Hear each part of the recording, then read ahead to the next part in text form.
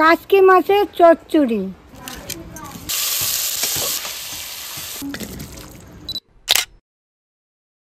তাহলে এই গরমে হালকা একটা রান্না করে আপনাদের দেখাই, কাচকি মাছের চচ্চড়ি। তাহলে চলুন রান্নাটা শুরু করা যাক। ঠাকুমা এটা কিসের ডাটা ঠাকুমা? এটা ডাটা, ডালে ডুলে খায়, কাটুয়া না। কাটুয়া ডাটা যেরকম ইলিশ মাছ দিয়ে ভালো লাগে, যে কোনো মাছ দিয়ে।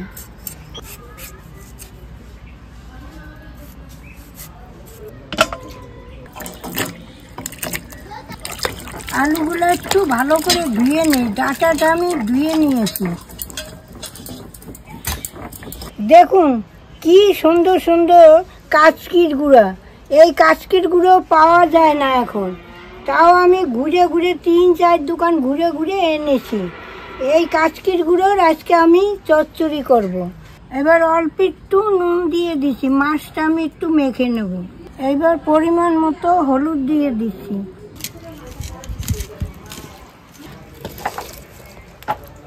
নুনটা ধরে গেছে, কড়াটা বসিয়ে দিচ্ছি। এবার আমি পরিমাণ মতো তেল দিয়ে দিচ্ছি। এই তেজপাতাটা ফোড়ন দিচ্ছি, অল্প একটু জিরা দিচ্ছি, কটা কালো জিরা দিচ্ছি। এইবার আমি ডাটাগুলো দিয়ে দিচ্ছি।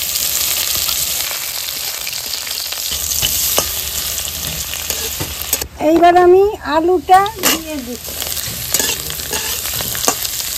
এবার আমি পরিমাণ মতো হলুদ দিয়ে দিচ্ছি, পরিমাণ মতো নুন দিয়ে দিচ্ছি।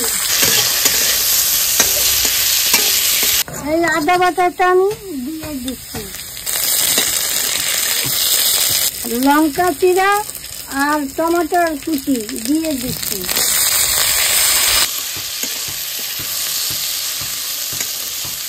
এই জিরে বাটাটা দিয়ে দিচ্ছি।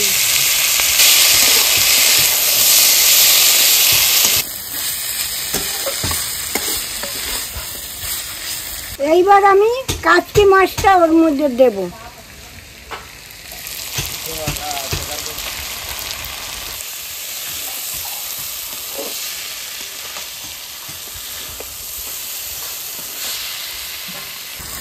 দেখুন ভালো করে কষানো হয়ে গেছে। এবার আমি একটু হালকা জল দিয়ে ঢাকা দেব।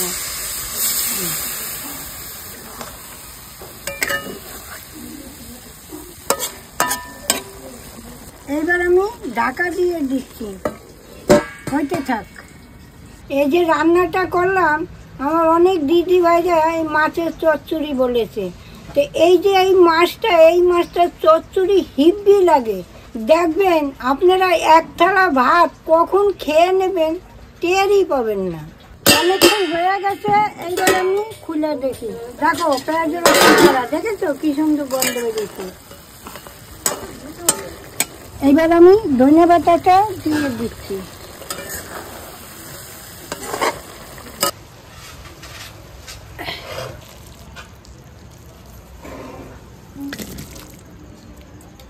এই চুনো মাছ খেলে চোখের জুতি বাড়ে। আপনারা চুনো মাছটা একটু বেশি খাবেন, পরিবারের সবাই খাবেন, দেখবেন চোখের খুব খুব ভালো হয় এই চুনো মাছে। আমরা এই বাংলাদেশে এই চুনো মাছটাই বেশি খেতাম। তাহলে আজকে আসি, টাটা।